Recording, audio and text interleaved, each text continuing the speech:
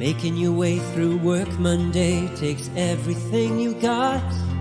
Then Monday night rolls around and you realize there's a shot.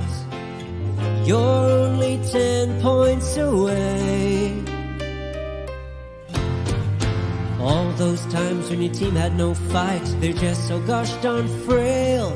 Then your star quarterback let another deep ball sail, and your third round pick bet on his team. Then go check out our streets where everybody knows your pain, and they listen to complaints. You wanna be where you can see our bodies bring you no shame. You wanna go where everybody knows your pain.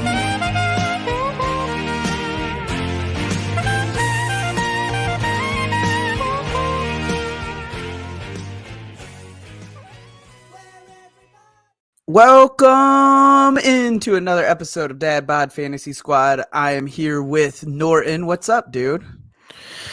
What's going on, man? How you doing? I'm doing good, dude. This has been it's been a while since it's just been us two. And I know I feel like I say that a lot, but I know for a fact it's been a while since it's just been us. I think so too. I was thinking the same thing when we hopped on. I was like, man, it hasn't been just us two in a little while. No, it seems like it's painted out to go. You and Robbie have done quite a bit, and I feel like Alex and I have done quite a bit. But yeah, dude, we got the season right around the corner. It's closing in, buddy. It's closing in.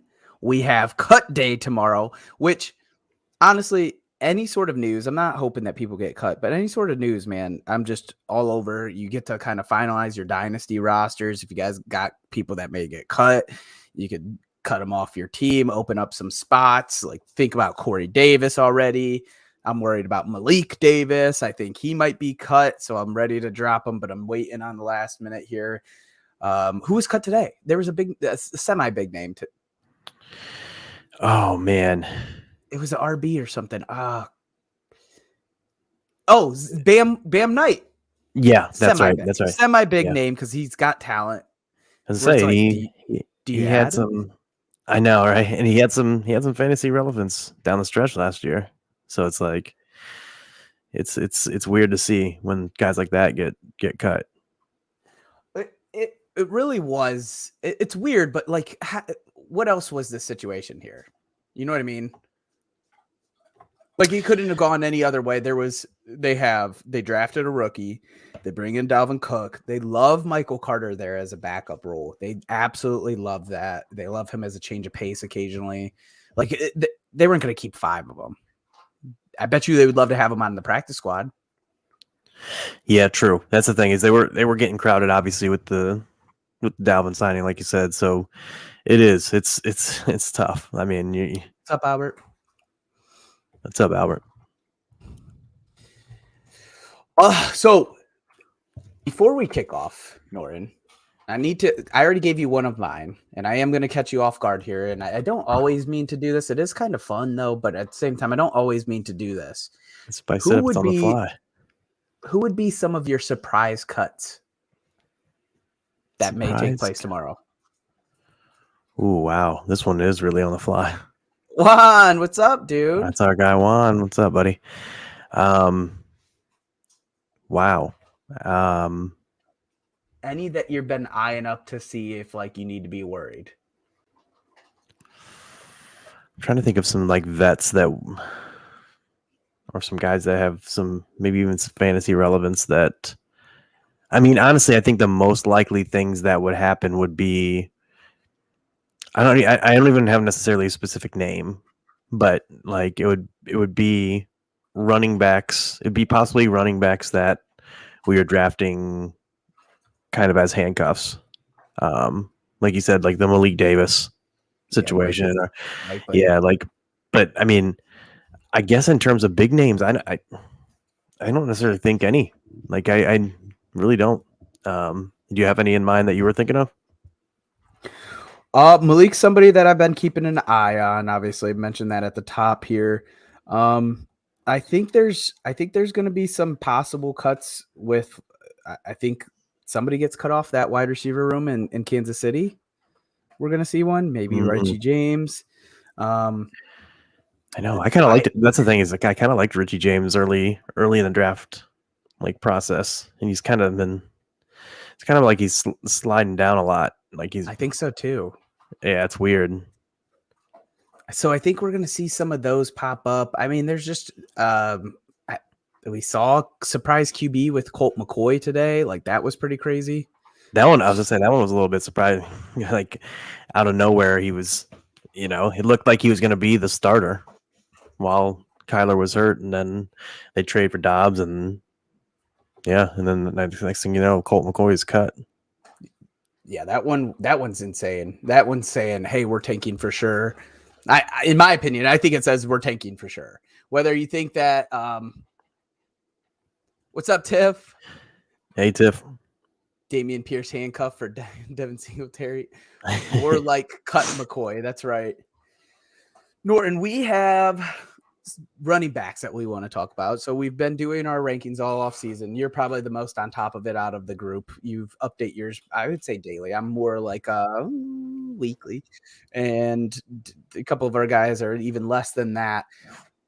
We are going to talk our final RB rankings. We're really not going to get into too many things, kind of similar to our last QB show, where we kind of have some a little bit of it's a mix of a bold predictions, kind of guessing, but also talking about like what to do with some of these RBs that we're uncertain of or super high on. But with that being said, let's get into it, because we're going to talk our top 12. Yes, sir. And we got the you get the vision. We're going to guess that player first, yeah? Dun, dun, dun. Get us I don't do it like Robbie does. I can't find it in here though, dude. I've been looking. Oh man, really? Really?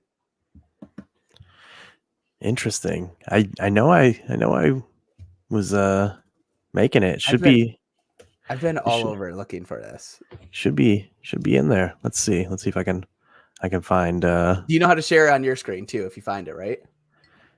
Yeah, we'll figure it out real quick, Well, also, if you only have one screen, we'll just share mine. What about top 14? We'll try to slide our other two in there, because I'll have our rankings up, so we could go to top 15 or top 14. Yeah, true. You want me to just share this with you? Yes. I only have one screen. Yes. Okay. Is it in somewhere, or is it in yours? It should just be in the drive, because all I did was make the copy like I normally do. But I can share it here with you, so that way you have it. Okay. And I can kind of hit a little bit on the while we're I got it. Waiting. I got it. You got it now? It. Yep. Okay. I'm gonna make this big here. Sorry, team. Little something I forgot to get ready before the show started. So all right. This is Robbie's job. So I'm never used to this. I know. I was gonna say, he's always the one doing that for us. So I might have already hit some of these. Did not hit that. Josh Jacobs signs 1-year deal worth up to $12 million. Pretty crazy. Does he jump back up in your rankings here? Yeah, I didn't move him down too much though. I had him. I think I moved him down to like 8 or 9, maybe. And he's back up to 7 for me. So yeah, it's. Doesn't change. I was the whole time I kept saying scoop up the value. I drafted Josh Jacobs in the 3rd round of every single draft I did over the past 3 weeks. I mean, literally, I don't think I had one draft where one non-keeper draft where I didn't get Josh Jacobs in the 3rd round if he was there. It was an auto pick for me. I don't have much reason behind. I think this team is awful, where I think he's going to burn some people, but it won't be as burned if you got him in your 3rd. Kyler Murray, we talked about this, expected to start on the PUP. That means I think they officially placed him on the PUP, unless I'm crazy. That means he's out for the first 4 weeks no matter what now. Pretty Yeah. crazy. Yeah. I kind of expected it, to be honest. I was a little bit lower on Kyler.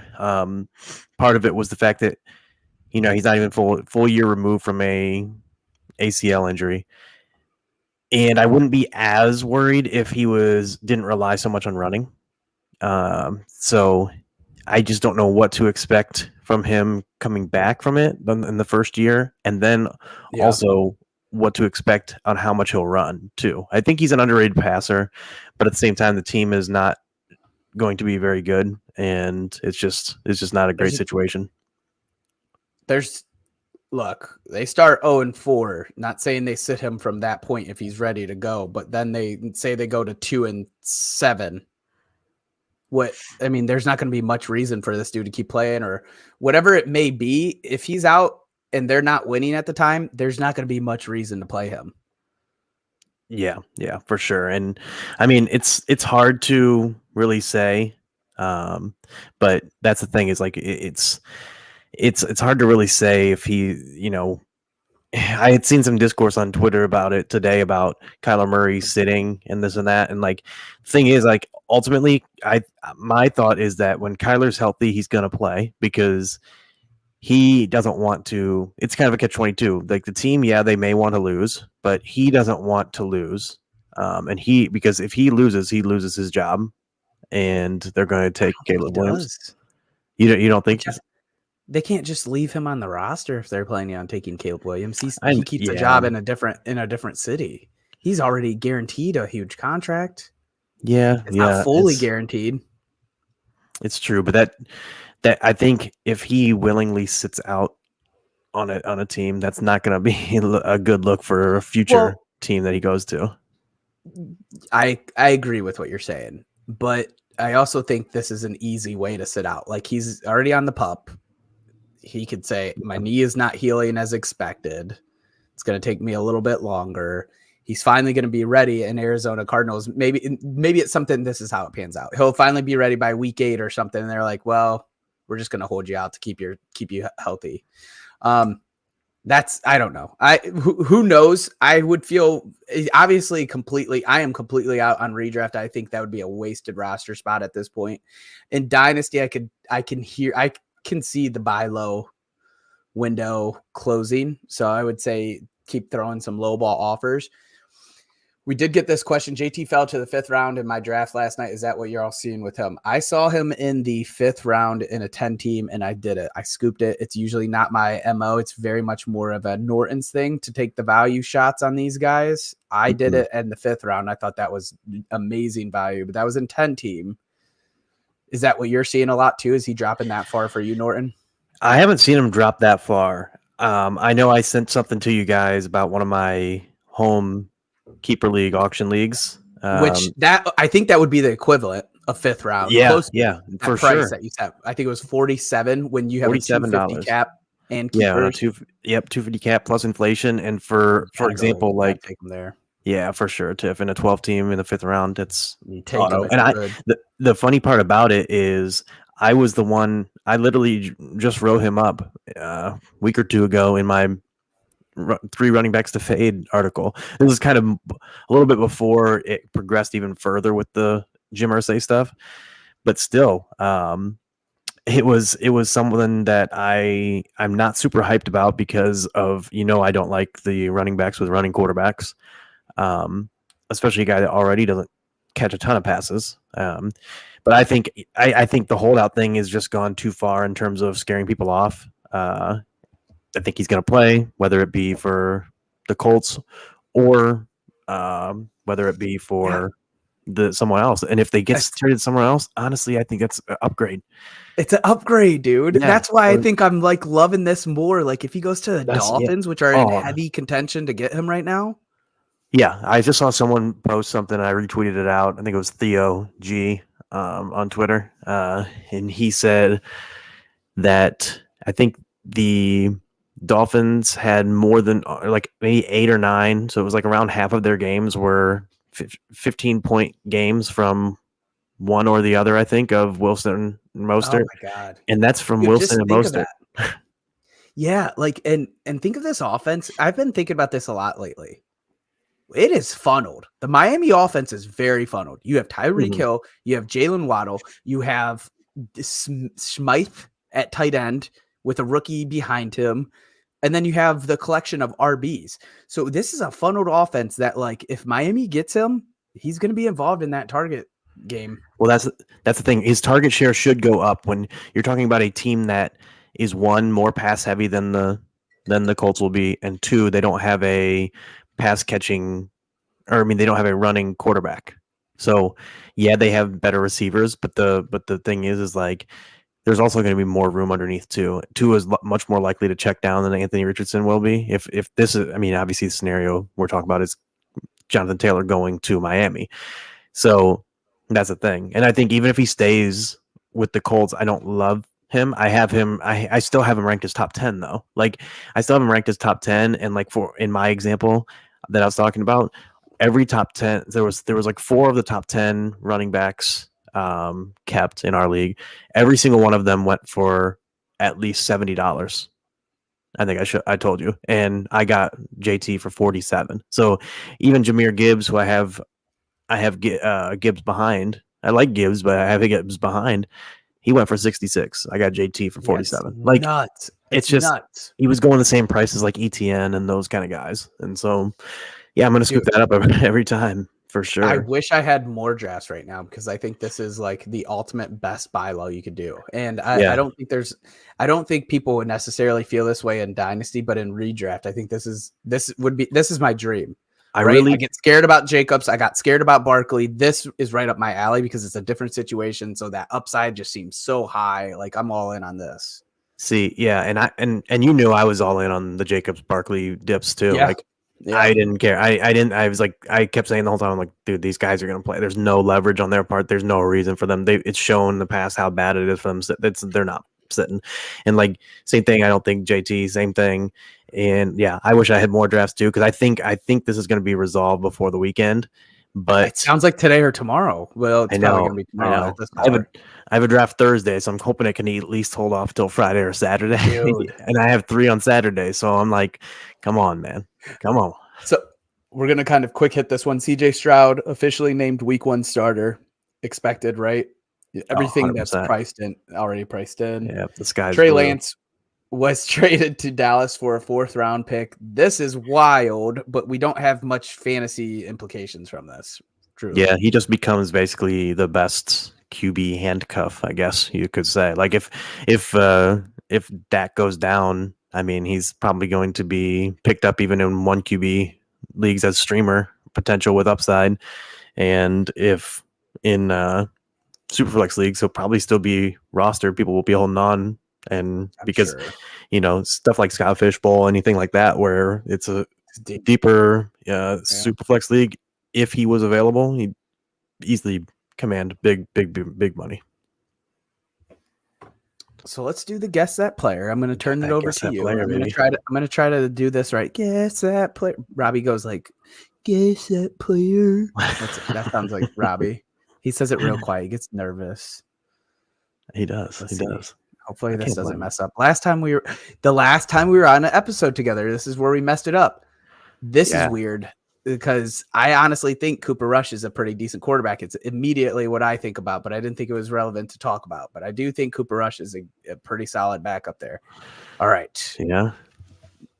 Oh yeah, we're on a good start. We're doing it, baby. We got the player A is a running back with late 1st round draft capital, 25 years old. 2 years ago was the RB6 with 17.7 points per game. Last year, RB19, though, with 13.2 points per game. Last year's opportunity share, 10th best among running backs, 69.9%. Last year's target share, 21st best among running backs, 9.7%. And then his team context, because I think with running backs, team context is much more. We talk about opportunity and situation more. Team yards and points. Last year, his team ranked 23rd in yards and 26th in points. Player B, we got a running back with mid-2nd round draft capital. Is 27 years old. 2 years ago, he was RB5 with 18 points per game. Last year, RB7, 16.7 points per game. Last year's opportunity share was 7th best among running backs, 73.7%. Last year's target share also 7th best, 13.9%. And his team yards and points last year was 15th best yards and 8th most points scored. So, like, the purpose of this is, like, without seeing the names, what RB would you rather have? And in redraft, I mean, it's just I hate this is always going to make me look super mad and angry about once I see their face. But I have to say, player B just the team looks better. He looks like he has more of a target share. He has more points per game both years. I'm going player B. I think this is a great call. I think you at least nailed player A here. I think you just crushed player A. So Tiff says player A is Najee and player B is Chubb. Definitely great guesses. I have no guesses. I have zero guesses. For the 27-year-old, I thought it may have been Connor, but that's too high in the team yards and points. Yeah. I think. Yeah. No, it's I think so. Tiff is correct on one of them. Which one do you think is the correct? I think she got player A. I think she crushed player A. Player A is correct. It is Najee Harris. And player B is incorrect though. Same division, so that should give it away. Right, oh, there it is. Here we go. Here it is. It's my Dad Bod guy. It's my guy for this year for running back. It's Joe Mixon. I thought it was pretty relevant though, considering both of them are actually. I brought this up, maybe a few weeks ago, maybe a month ago, when it was you, me, and Cody, maybe, and we were talking about running backs, and I said, it's like, to me, Joe Mixon's the better Najee. Like, they're both running backs with big workloads. They're both running backs that are like projected workhorses, but Mixon's on the better team with more pass work. And the team yards and points was a little bit deceiving because that also the Bengals ranked 8th in points, but that was also because they missed like a whole game, and then same thing with their yardage. They were 15th. They probably would have jumped from 15th to like 12th or 10th in yards. Yeah, and then the points they would have jumped up to like 7th or 6th. But I mean, obviously depending on how that game went, but still, yeah. I mean, it's interesting because it's something that I've talked about all offseason. I've tweeted out on Twitter like for the longest time, and I think it's still this way. I'm not 100% sure. Mixon was going after Najee, and this was even after like a lot of these things, these off the field issues were kind of. I mean, I guess there's still a chance the league could step in, right? So there's that concern, but seems bad. He has jumped ahead now, RB13 to RB14. Okay, so he finally is ahead. That must have happened like within the last few days, probably, or something. Because for the longest time, I mean, there was times I look back, I got Mixon in like the 7th round in drafts a month or two ago. Like, it's crazy because the whole time I was like, I had him as a top 12 for me, and I've moved him up to 10 cents. So, yeah. All right. So we're just going to list off our top 12. Then we're going to get to some questions here. Norton, I may need you to lead the questions because I have this on here. All right. So I'm going to go with listing my top 12. So I got number 1, CMC. Pains me. Number 2, Austin Eckler. Number 3, Barkley. Number 4, Bijan Robinson. 5, Nick Chubb. 6, Tony Pollard. 7, JT. 8, Derrick Henry. 9, Najee Harris ahead of Joe Mixon. 10, Josh Jacobs. 11, Alexander Madison. And 12, Cam Akers. A hill that I have planted my flag on that I can definitively say I'm feeling a little cold feet here. So it may be something I finally break on. I've held him strong at 12 though. Cam Akers. Yeah. I think Madison's enough, and I feel much more confident with Madison. They're very similar players.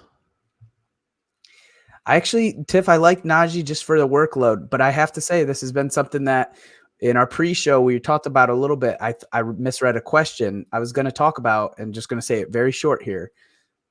Jaylen Warren is starting to scare me a slight bit with Najee, just a slight bit. Like if he takes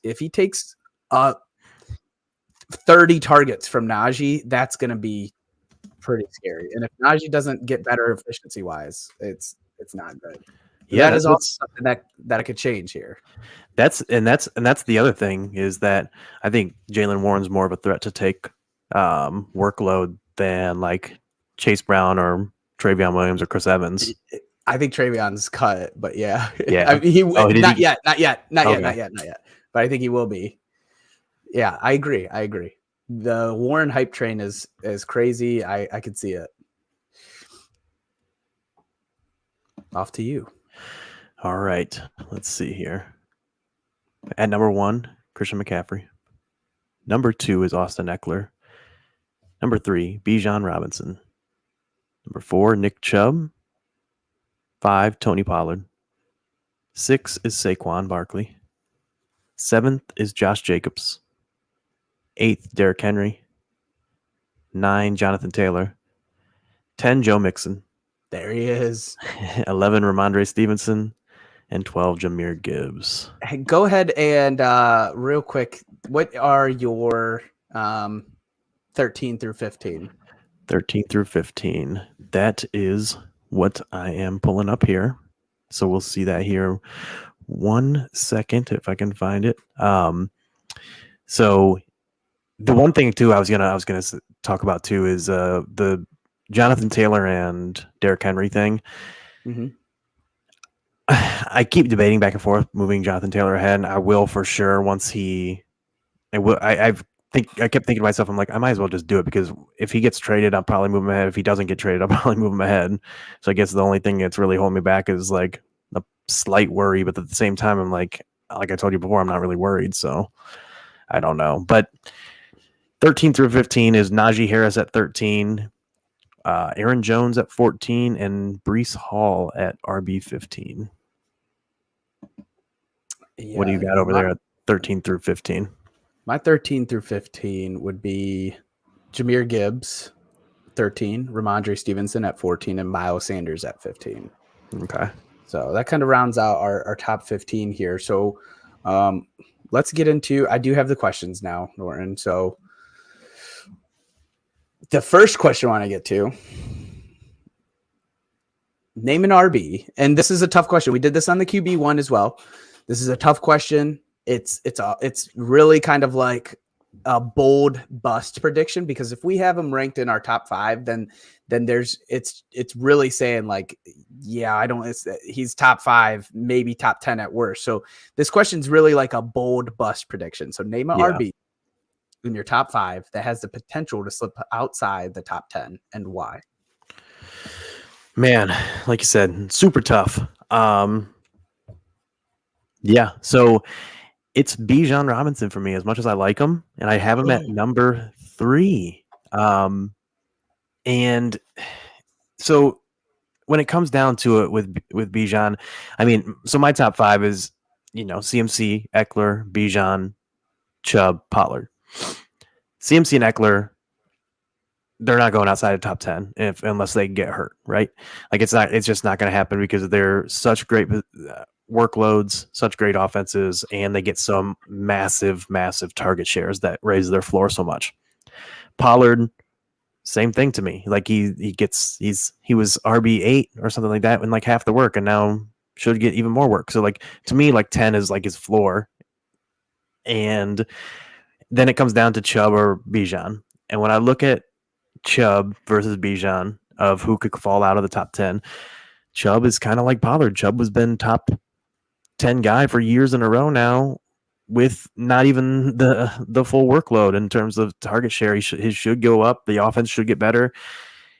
Bijan's the biggest unknown, I guess, of that group. So Bijan, to me, kind of by default is there. I do think he's going to be involved as a pass catcher, which helps the floor. But the thing is if he doesn't get as involved as a pass catcher as we are hoping, then his floor is lower than we thought. Yeah. Then from that point on, it's possible that he splits workload more than we think he could. Like Yeah. Algier, I don't love Algier, but a lot of people do, and he ran for 1,000 yards last year.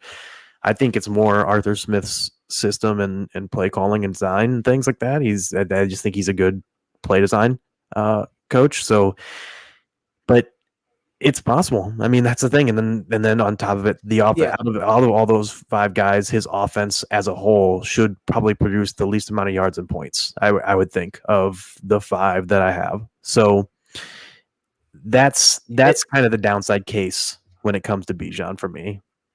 As much as like we would love to go back and forth on this, it doesn't make sense to, right? We're calling essentially again a bold prediction bust call for our top 5. So there's not too much of an argument to be made here. I also think you used the cop out. You copped out. You went with the rookie, the one with the least unknown upside and the least unknown downside. I felt that's the thing is I was looking at it. I'm like, man, I can't take CMC or Eckler, right?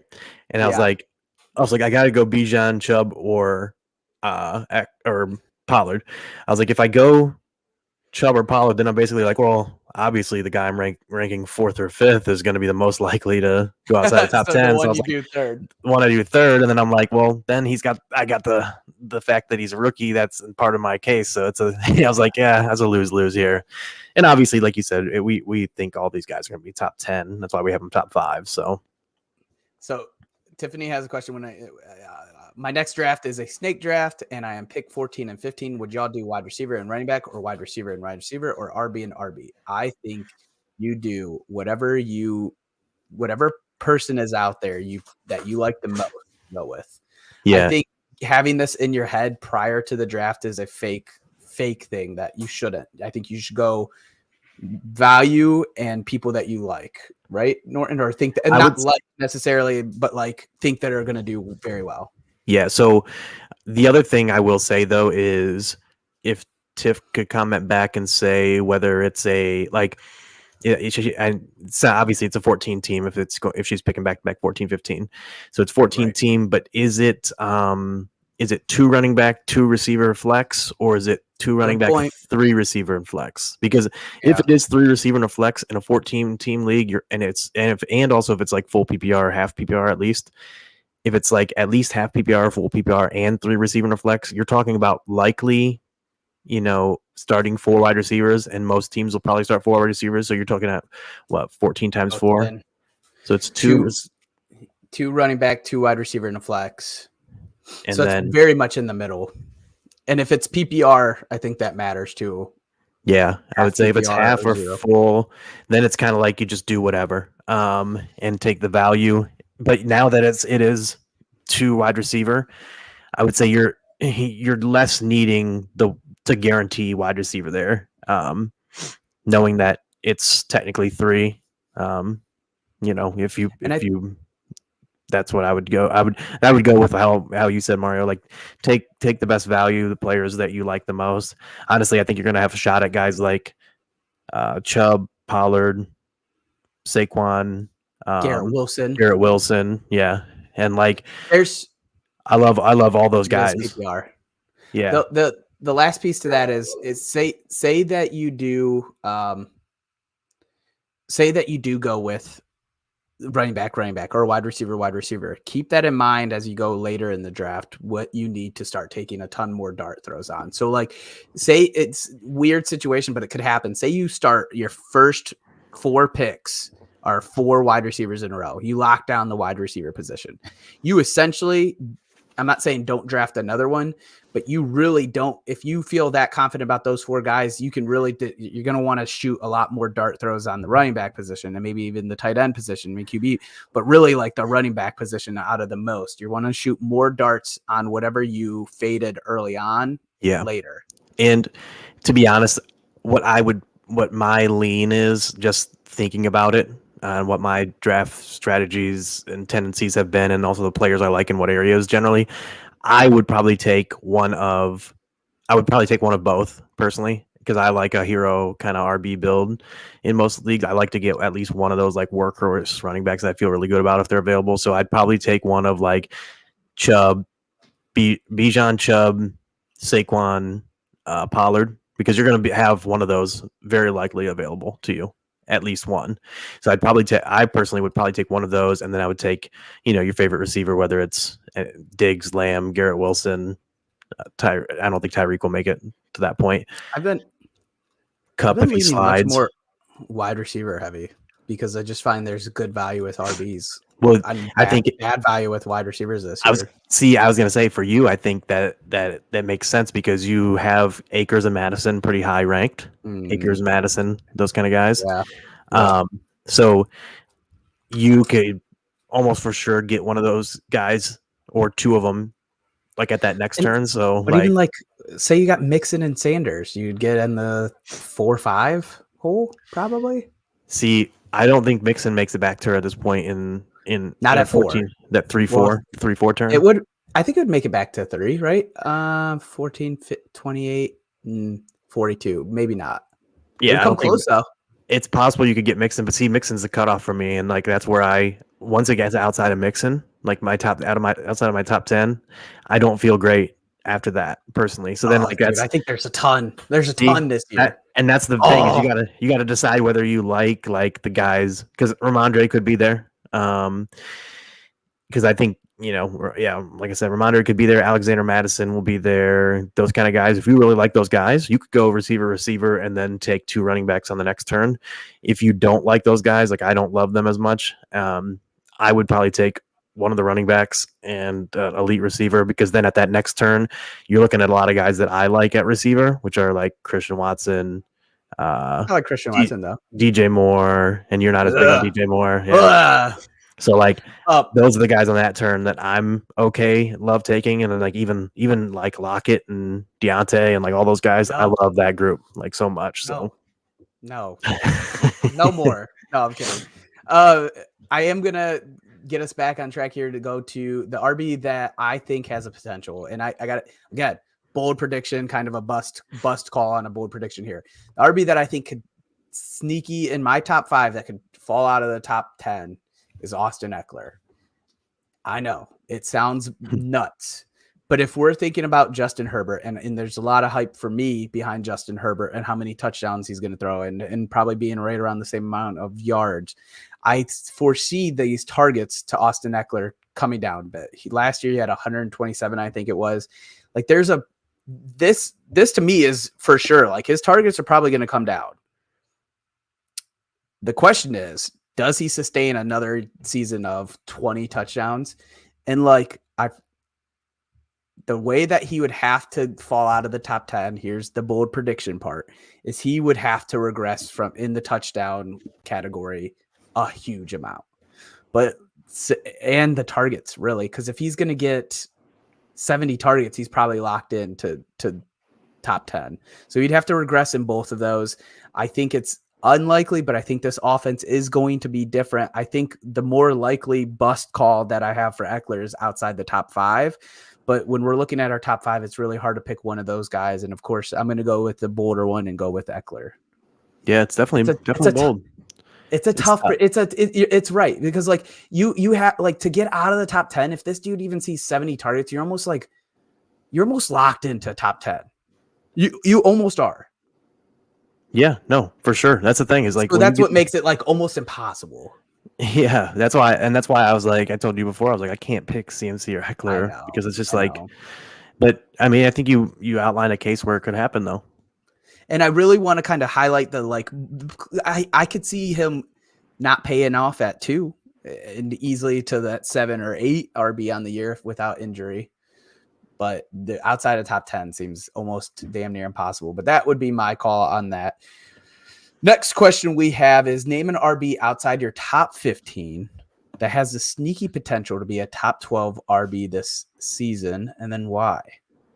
And I will, because I know who you're going to answer. So let me find him. Yeah. So the case for me is the one and only guy you thought maybe was the player B originally, and that is James Conner. James Conner has been, I think, a great draft value. All offseason, he was going really late. I think it's a combination of people not liking the Cardinals this year. So they just don't want. They're just avoiding the team in general. The fact that he's been banged up a lot over the years. Just overall total mileage usage. Yeah, but the thing is that he's been RB 7 and 9, I believe, the past 2 years. I think that was your player B. No. No. Mixon was 5 and 7. 5 and 7. Okay. Yeah. But Connor's been RB 9 and RB 7 past 2 years, averaging over 15 fantasy points per game both years. Again, he's missed some time with injuries, and that's like the big bugaboo with him. But yeah, he's been even better on the games without Kyler Murray. For people worried about that, I mean, it's pretty small. Different now. That's the thing. It's like and I will say this was probably wrote like before this. Yeah, and I will say I'd rather have Kyler there than not, because it just boosts the ceiling of the offense, obviously. But I think his workload can go up without Kyler there. And then he's involved as a pass catcher, and he's like the cheapest workhorse that you can get in or quote unquote workhorse, I guess, that you can get in fantasy drafts really at this point. So he's the guy that, and I think I have him at like RB22 if our graphic is up to date. And yeah, I mean, but I think if he stays healthy, he has a sneaky shot at the top 15, top 12, top 15 season. Yeah, I think those are fair points. I think there's a lot more uncertainty now that Colt McCoy is not the QB, and it's potentially Josh Dobbs, who has scrambling ability. We saw in Tennessee last season. I wish I had some check down numbers on Dobbs, but I know it would be less than Colt McCoy. Yeah, I'm sure. Which raises some concerns. I think if Kyler Murray does come back, a lot of this is moot points, but that's another uncertainty that I don't know if I'm willing to really gamble on anybody from this team right now, just for my sake. But this is, again, a sneaky potential for an RB outside the top 15 that has potential to sneak into a top 12. I had 2 here. Ooh. Yes, that's right. 2. I like it. But I want to focus on, well, I probably am just going to talk both of them. I don't even know if we have any visuals for these guys right now, because they're pretty deep down on a lot of people. Well, they're not that deep. One, Javonte Williams. So, this is a guy that currently, Cody brought this up earlier in the season. I know I've mentioned this on the thing about quoting him on this. But it does kind of blow my mind that Breece Hall is still being drafted over Javonte Williams, even now. Right? Like, isn't that kind of nuts? Not to me. Is Breece Hall that much better? Yeah, I think so. I like Javonte, but I'm definitely much lower on Javonte for what it's worth. I just think that I know the reports are glowing and everything else, and that's fine. But the thing to me is like, the same thing happened last year with J.K. Dobbins, and J.K. Dobbins has been everyone's favorite prospect, blah, blah, blah, this, and that. Completely different, though. It's just your points about J.K. are great, always are great. But that's what I'm saying. You can't use those same points for Javonte, though. They're both like the targets. They're both coming off of they were both coming off of a multi-ligament tear, like a complicated ligament tear knee injury. And I know, again, I know the reports are glowing about Javonte. I fully expected them to be. I think I tweeted out literally that as soon as the word was like the week after or whatever, a few days after, when it was confirmed that he tore multiple ligaments.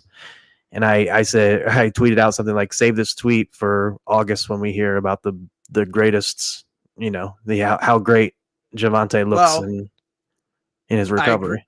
But correct me if I'm wrong here, the same reports weren't going out about JK.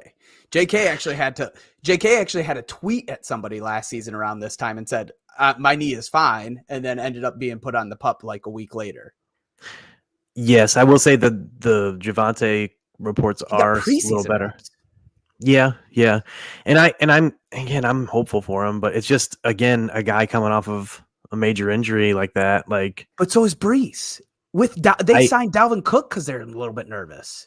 No, I agree. And I moved Brees down. I originally had Brees top 10 because to me, Brees, when healthy, Brees versus Javante, Brees was like unreal. Javante I was good, but Brees was that's unreal. that's fine. I think that's fine. That's not necessarily the case that I'm making anymore, even though I love Javante. Yeah, for But sure. we have Javante versus Samaje P. Ryan, which is a fine backup. Fair. Yeah. And Brees and Dalvin, they brought him in. They paid him pretty good money, Dalvin Cook. True. There's no way this is not at best case for Brees, 50-50. Maybe less at the start of the season. I think it's less at the start of the season. Probably it's maybe 50-50 at the start of the season. And I think it's as the season goes on, I think it's just gonna be Brees mostly. That's that, and Dude, maybe that's that's optimistic output look, but like to me, that's like like a 4-round difference. what's that? That's like a 4-round difference between Brees and Javante. Right now, the ADP you're saying?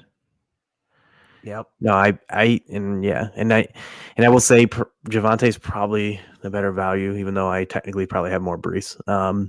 Yeah, and that's fine. I think that's the value there. Yeah, and I think that's closed some at least because It I has. think He people was are. like 39 at the start of the year. Yeah, I think people in are best getting ball. more, and then, not to mention obviously the signing of Dalvin has dropped Brees way down too. Mhm. I don't think this is the same Dalvin. First off, I think that when it comes down to it, like I don't think it's the same Dalvin. I think Brees is like, I think Brees is like one of the true elite running backs. I think he's a top 5 running back talent in the league. And then Javante, I think he's like top 10, 15. And then I'm sorry, my dog is just on there, just going at it. being nasty. Yeah, being nasty. Look, she's like, what? I know. I saw her. I was like, yeah, she's just having a time. Nobody's watching. Dude, But okay, so I hear what you're saying about Brees, but like I'm actually surprised about this because usually you are on the fence of like you like the value, and I think yes, I agree. The multi-ligament versus non-multi-ligament is always going to be something that's telling and scarier.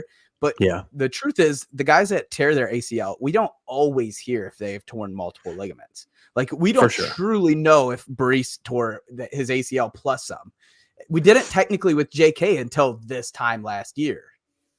yeah. I mean, that is a fair point. Obviously, the only thing we have to go on is like what the doctor or whatever reported. Reported. And so, I mean, that's part of why though I prefer Brees because I'm pretty sure didn't Brees go down before Javante as well? No, Brees? after. Oh, really? Okay, Really? maybe I'm rethinking this. Because I thought he had went down before, and I thought the reports were that it was a clean tear, whereas Javante's was like multiple like complicated tears. Like Javante was week 4, and Brees was like week 8 or 9 against. That's Denver. right. Because I remember he was like going off at the time, and then he had like 6 straight games of amazing. His was week 7, so about 3 weeks after Javante. Yeah, I mean, I probably still need to move Brees down a little bit. I say that. I do have him top 15 still, but I just think part of it is that I just think he is like unreal, like a legit. And I think that's fine, and I think he is too. I just wonder, like, it's really hard to trust him in redraft this season. I think, I could see him being a very good playoff running back. I could see him. But they have so many RBs where like he may stay at 60% at most for most of the games this season, especially if they're a playoff contention team. That is very possible too. It is very possible. I think the reason I didn't move him down more, to be honest, is just I don't like the guys after that much. I have so many concerns about the guys after that I'm like, well, at this point, I'm just taking the upside shot, and with Javante, I've been so off because of the multiple ligament tears and the worry from that. It's like I love everything that's coming out from Javante. People got fooled by a tweet for sure showing him breaking a ton of tackles, but that was like last year. I don't know who spread that. It's weird. I've heard it multiple times now. I think Brian one day asked me like, "Look at this." I'm like, "That was last season." Yeah, I've heard it multiple times now. He didn't look that amazing in his preseason games. The other person, and due to time's sake, I'm just going to name drop it. DeAndre Swift is somebody I think that could be outside the top 15, that if he got about 175 carries and about 65 targets, I think he could get in that top 12 range. Again, that's kind of a high ask, though, especially with his health, especially on this team. That'd be about 230 total touches, but those 65 targets would need to happen for him to get in that top 12 range. And the ceiling potential is there for that team, considering how good of an offense they are. So if he does happen to take more of the workload than we expect, then it is like it could be just a rocket ship. On to the next question. Name an RB you are trading a 24-second or something semi-cheap in a Superflex Dynasty before the season starts because you're a win now team, and then why?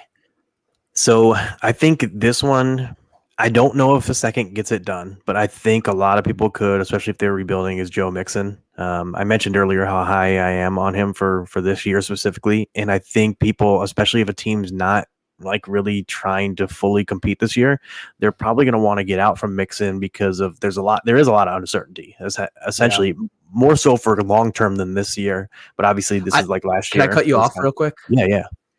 I think this would be a double second. I think you would have to throw 2 seconds here. It's very, I was just say it's definitely impossible. I do that too personally. I mean, you know how I feel about seconds most of the time, especially if there are multiple future seconds. The further out you get, so it's interesting. But that's the thing is like I do have him ranked as a top 10 running back, and he's one of the guys I feel like he's the last guy basically I feel safe about for running backs like this year. The long term aspect is murky, but I think that's why you can get it done cheaper, because you're not going to get other guys that are ranked around that range and redraft for that kind of price even. Yeah, I like that one. I don't know if it just depends on what the team that owns Joe Mixon. If they're really are a bottom feeding team here, they would easily take 2 seconds, I think. But they also, I think a smart move for the opposing end, right, is to kind of see what the season brings and see what offers you get mid-season rather than sell him preseason. There's not a super, like if you're a rebuilding team, you don't have like, it's not like urgent that you trade them right away. You kind of want to hold these sort of running backs in season to say, look who's paying off. But I do think if you're rebuilding and you have them, you want to trade them before the season's over. Yep, I can see that too. Absolutely. Yeah. I have 3 on this, and again, I'm not going to get into any 3 of them too much, but I did have 3, and one I own, and I am the rebuilding team, and the one that I own him in. David Montgomery, I think, is a good shot to take a 24-second at. I think a lot of people with David Montgomery might do that, and I honestly think this is one of the best buys. I mean, he could have a resurgence, but I think it's a good one. Alvin Kamara, that's if you're a super win now. And A.J. Dillon, I think, is one, and I don't want to get into him too much either because I talk about him quite a bit. I just think he's an RB that like dropped 60 spots in ADP and Dynasty after a sour year. That I think his price is right now, and he's still only 24. I think he turns 25 this season, so it's a guy that I've been taking shots on and trying to scoop up in Dynasty. Yeah, especially because, I mean, Aaron Jones is getting a little bit older now at this point, especially for a running back. 28, 29, yeah. Yeah, he's hitting near the end of the shelf life for a running back. So who knows? I mean, A.J. Dillon could take a big boost.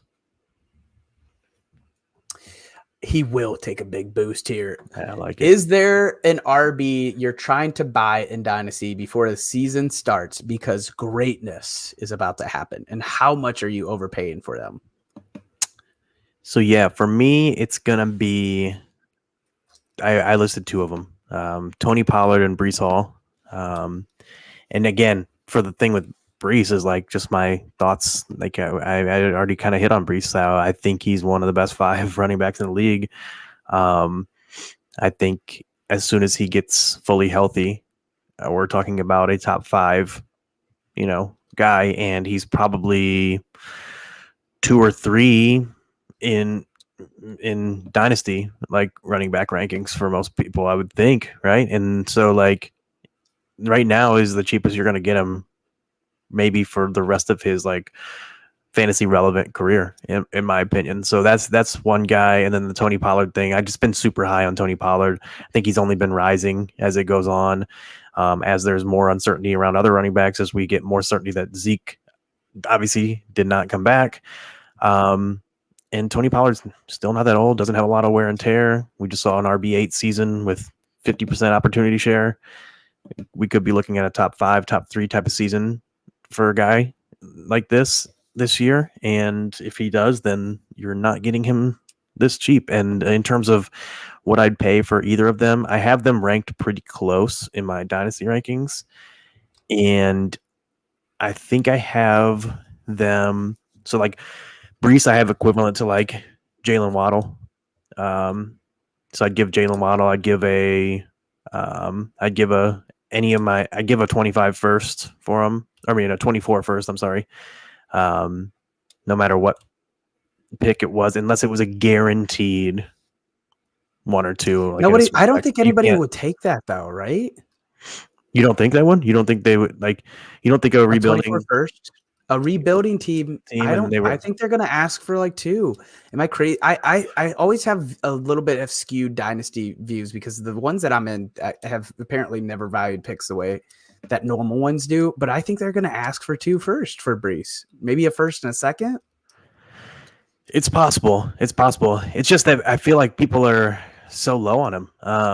Like in general, I mean, I guess they're more low on him for redraft than dynasty. So I mean, I guess that is what it is. But like Brees, I mean, like I said, I feel like people have you been able to do that? That's, and I'm not trying to put you on the spot here, but I'm just curious. I have not. I will say I haven't tried to trade for him though. I haven't tried to trade for him. I haven't tried to trade. Can we get a study out of this? We might have to. I honestly might have to. I'll give it a whirl. Yeah, I might have to try to go and after we get off here and try to make some offers for Pollard and Brees. I have them in a lot of leagues though too. That's the thing. So it's I'm gonna be offering to you. Yeah, I was gonna say. Well, that's the thing too, is that with Brees though too, is that I think if you knew, which the thing is you can't know, but like if you knew it was 1 or 2 in a super flex, I think people would rather have the 1 or 2 than Brees. You don't think? Like if you could guarantee yourself Caleb Williams or Marvin Harrison Jr., people would take that over Brees. I think if you have I just took a trade that I have. My belief is this a top 3 worst team in the league. That I think I'm getting a top 3 pick. I think it skews a lot of things. Yes, that would do it. Yeah, but if it's outside of that, I don't know if it does it. If it's a middle team, if it's a late team, like I don't think it does. I don't think people would pull the trigger for Brees. Definitely not then. No, that's fair for sure, because I have him like literally at the top end of it, like in terms of my in my dynasty rankings spreadsheet thing. Yeah, with the trade calculators, like I have him literally at the very, very tip top of 24 picks and above all 23 picks except for 101, which is Bijan. Yeah, you'd have to feel real confident that like if you were the person trading Brees, you'd be like, okay, this should be a bottom 3 team. Right. And then honestly, same thing goes for Pollard for me. He might be cheaper. Maybe he would be cheaper, I think, because he's already got some years on him, some wear and tear. I don't have Pollard too much behind Brees though, and I would give up 103 even in a super flex like from this year, and 103 or worse. A 23 103 or 24 103? Yeah, 23 103 even. Like I have him ranked ahead of that. In my chart. Is that okay? Yeah, it's equivalent to Bryce. Okay. So, because I had Bijan, then Richardson, then Bryce, and so I do have Tony Pollard above Bryce, even in Superflex, which I don't know if people will. Superflex Dynasty have him above Bryce because it's a QB and the first overall pick in the draft. I had 2 guys that I kind of tried to answer this on actual things that I've done in the offseason and the players that I've traded for. They're not nearly as exciting as the 2 guys that you brought up. I can be completely honest, but I wanted to kind of answer this in the way that a lot of my dynasty moves are exactly what I'm saying on here. Everything that I have said or or preach on here, usually I go make an outlandish move on Dynasty 4. So Alexander Madison and Roshan Johnson are two of my overpays buys that I've done this off season. Alexander Madison was in some sort of package deal, but Roshan, I have a direct exactly what I paid for him, and it was an overpay. I can tell you that. I sent a 2026 first round pick for Roshan Johnson, which I could see that, like, I'm saying it's an overpay, and then saying that he went in the second round this year, you're pushing that back to 2026 first round. It doesn't sound that much of an overpay, but I think it's still an overpay. I think so too. I was trying to think again. I only have through 2025 picks in my trade chart and things, but I do like Roshan a bit. I have him equivalent to a 25 late first, essentially. I think that's okay. So that makes me feel better, because that would make him at minimum a late 2026 first too. So hopefully I don't suck in 2025. Yeah, and see, and also as we've talked about before, and like my style of play, I am more what are you right now as opposed to speculative future. So like my dynasty ranks, I think, are a little bit skewed more towards win now, but I mean that's what I wanted to, because these are the way I would go about things, right? So, and that's what makes sense to me. So I do like Roshan above consensus too. So like I like Roshan above consensus. I think you're higher than me on Roshan. But yeah, so no, I like those calls though. Roshan. I think he's gonna have just a monster second half. I really do. I love Roshan, dude. Yeah, he's good. He's good. That's one of the surprise cuts. I think Deontay Foreman gets cut tomorrow. Yep, that would be an interesting one, dude. That would be interesting. I think he'll be a surprise cut tomorrow. I am hopeful that happens. Not for Deontay. Nothing against Deontay Foreman personally. I just have not really found myself drafting much of him. I've never been a huge fan of him, and I like Roshan, and I have a little bit of Khalil Herbert sprinkled in too, and so it's like it would just help things out for myself. I think they want to do Khalil Herbert, Roshan, Travis Homer as a safety net as RB3, but more of the kick returner, punt returner guy. Maybe I think it's just kick returner. We're going to do one final question. Is that cool with you? One last question, then we'll call it a day here. What RB had a great season last year that you're selling in Dynasty, and for how much? I got two guys here. Derrick Henry and Dameon Pierce for me. And I think right now there's a ton of Dameon Pierce steam. Like everything I see on Twitter is talking about Dameon Pierce, how he got all the usage was insane, this and that. And it's making me a little bit nervous, I'm not going to lie. Yeah.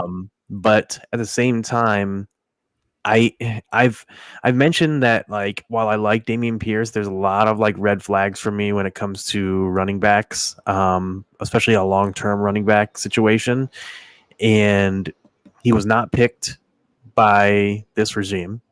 They seem to obviously like him from what you can tell right now, but he was not handpicked by that. That's never great for a running back. Right? No, but he survived one draft. They're giving him another year here. True. And he was what, third round last year? Third round? Fourth round? Okay. You saying like where he was drafted in the draft? He was a fourth NFL guy. Okay. Yeah, so, which the fall off there from third to fourth. And that's the thing is like, it's already, you can say it's already done and gone, and he's already proven to be better than essentially a fourth round pick. But I mean, I think that draft capital still plays a part in teams' evaluation process, like even long term, at least for contract situations and things like that. So like to me, he has those glaring red flags. And then on top of it, like if he doesn't get the pass work that it seems like he might be starting to get, and if the Houston offense ends up being not very good this year, then what do you got? You got the between the 20s guy. Scares you. Yeah. And it's just so that's the thing that really scares me. And like right now I have him valued. Let's see, I'm looking here. I have him valued lower than Miles Sanders, Joe Mixon among running backs. I have him like equivalent to Derek Carr in a super flex. I have him lower than Kirk Cousins, Geno, Goff, Jordan Love. I would rather have any of those quarterbacks. I have them lower than Jordan Addison, Treylon Burks, Quentin Johnston, Brandon Ayuk. Yeah. So, So I'm really with you on this though too, because like I'm not.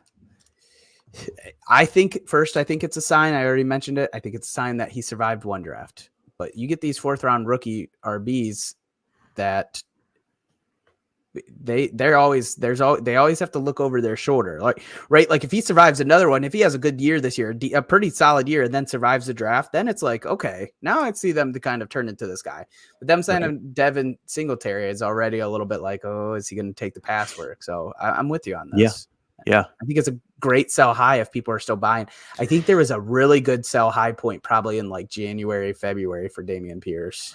To be honest, dude, when we get done here, you gotta check out some of the stuff on. I mean, all I heard all day today, all I read was, and some of it were guys that I love the most. Like, yeah, I mean, I mentioned Dwayne McFarland a lot on here because he's one of my favorite analysts out there, and he's hyping him hard. And like with he's just hyping the usage hard at least. And then, a lot of guys are, and that's the thing is like his price is going to go up, his ADP is going to go up from this past draft weekend to this coming draft weekend, and because people get more and more excited. And so I think in Dynasty you can probably sell before the season starts pretty high. And obviously Derrick Henry, the clear age aspect, he's getting to the end. He's still a high end elite guy, so you probably get something for him before it falls off. I think that's one that you definitely sell midseason though, Derrick Henry. Yeah, because obviously everyone knows why you're doing it right now. Like, and that's a guy that probably going to be good. Then mid-season you get him to a contender, especially if the contender needs a run. If I'm an RB away, and I see Derrick Henry, I'll send a first for it. If I'm an RB away, I will send a first for it. And that's the thing is I did a similar thing last year. I mean, you and I we argued back and forth a little bit, debated about Lenny, and I think we were in agreement on like not liking Lenny the player, and I just loved Lenny the situation, being a Tom Brady running back. Yeah. And I gave up I gave up 2 firsts, but not for Lenny straight. I gave up 2 firsts and something else, 2 firsts and a second, but I got Lenny and Tyreek. So I still feel okay about it, but like obviously it was somewhat of an overpay. I ended up winning the league, so I'm fine with it ultimately. But I needed a running back. I had Brees who went down, and I needed a running back, and I got Tyreek along with. And so I was like, I'm just going to make this deal because at least I get Tyreek no matter what happens. Because I was worried the same thing with Lenny. He's the kind of thing, fall off. I thought this is one that you would have been. I thought you would have put this one here. I thought this was a for sure. This is one that I know you're about it too. I think. Yeah. Travis Etienne. Oh, 100%. Huge sell for me in Dynasty. I sold him already. This is another move that I actually personally made early in the year. It was included in a package. Got a quarterback. I got a 24 first. I think he's a huge sell, dude. We have been kind of. I didn't even have Tank Bigsby hype. I do a little bit now. But even pre-Tank Bigsby, I was not feeling very good. I knew Tank Bigsby as a 3rd round back, and that scared me. That's all I knew of him. And that scared me. Travis Etienne season scared me. I think people are still buying into him. He's RB14 and redraft on ADP right now, dude. I think he's a huge sell. And I fear – this is one I'm going to take the different approach here. I think this is one that, like, if you're rebuilding, you should probably sell preseason right now, and you can get some good picks out of him, I think. Yeah, I think so too, because people are still excited about him. They're super excited about the Jags in general. Like every day a Jaguar moves up in ADP. I feel like it doesn't even matter. Just someone's moving up in ADP. People are just so excited to watch the Jags play.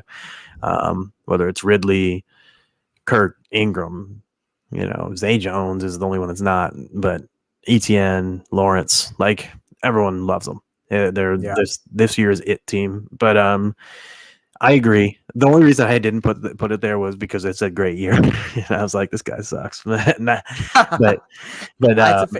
he did.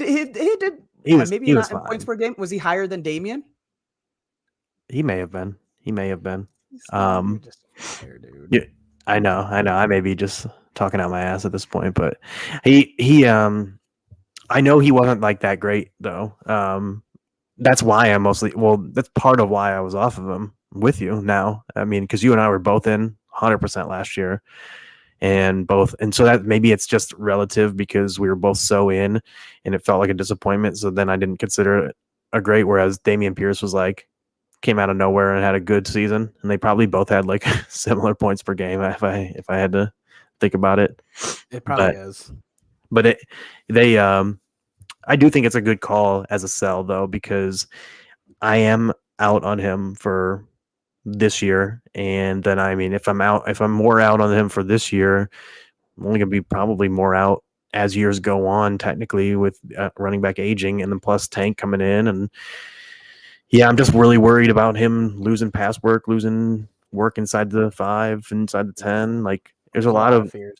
Yeah, a lot of red flags when it comes to he is an elite athlete though. I mean, he can break a big play at any point. To me, he's kind of like he's almost like this era's Chris Johnson, in the sense that, but like back then era had way more workhorses. So now he's not the workhorse version he's like the RB by committee version of Chris Johnson. Yeah. Where like he's not going to get anywhere near because Chris Johnson, like, dude was awesome for a couple years. But I think it's still a little different. Right? He broke like a ton of huge plays, right? Yeah. He just had highlight play after highlight play. The thing was it was like 1 or 2 highlight plays a game, right? But it felt like every week, obviously. But the thing was, he was getting like 20 touches a week. So like, if you were to give ETN 20 touches a week, I think his chance of breaking one of those big plays would probably go up. If you gave Chris Johnson 12 touches a week, he might disappoint one week or another week. But I mean, like I said, it's a little different. I think Chris Johnson's a little bit faster and more explosive and things like that. For sure. Quite a bit. I think quite a bit faster. I don't know if ETN ever actually ran the 40 though. But yeah, so tomorrow we're dropping our final episode of the divisional with our special guest. We had Mike Reedy, Eric Mincer, Josh Hudson, Shane Barrett. They're on the episode dropping tomorrow at 8 p.m. The rest of the week kind of fills out with these finals episodes. So we got final wide receiver on Wednesday, final tight end on Thursday. Final wide receiver, I think, is Cody, Alex, and Robbie, and then me and Robbie close it off on Thursday. Next week, we'll be getting into more of our regular in-season schedule. It may be a little bit different next week, but mostly the same. Yeah, and we're going to be rolling in season here. We're going now. Yeah, it's almost there. It's coming up on the final draft weekend, essentially, where most people Sunday are getting episodes start. Really Sunday excited for those. Yeah. I'm gonna look like my eyes are gonna be like this because I wake up at 11 a.m. Just kind of that kidless life. Yeah. I was to say I don't know the feeling of waking up at 11 a.m. I haven't for a good 5-6 years now. Unfortunately, it's unfortunate. I miss why I'm selfish, dude. I'm selfish. I'm very selfish. I can't blame you. So make sure to check out the divisional episode tomorrow and then catch us back rest of the week on Wednesday and Thursday. And we'll get you ready for that draft probably this weekend, or maybe you already drafted. But if you have any questions, let us know on Twitter. And we'll get back to you. Absolutely. For myself, for Norton, we love you. Peace out. Thank you for watching our episode. If you enjoyed this episode, please make sure you like and subscribe to our YouTube channel. If you aren't already following us on Twitter, check us out at Dad Bod FS. We'll be posting all of our best clips and videos to all of our social media: TikTok, Instagram, Twitch, Facebook, YouTube. You can find us on there at Dad Bod Fantasy Squad. Lastly, if you'd rather just listen, we make sure we post our audio of each episode on all the major streaming platforms. Stick with us all season long so together we can count our